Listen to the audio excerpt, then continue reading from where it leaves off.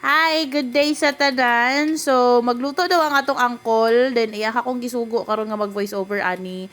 So, karon yang gibuhat is nagtadtad siya glamas. So, kay luto na ni niya. So, ginger, then nana din ta sa banggira, na ay karne, nagkamulakat pa, tapos na ay mga lamas. Na ay gabi, onions, green chilies, ginger. Ay, nagisa na dayon siya. Igisin niya, una niya gibutang ang onions, tapos ginger. Ay, amo ginger ba na siya? Or is that? Sige, ginger dito siya. Dayon, green chilies. Ayan. Sige, add lang. Add lang na more.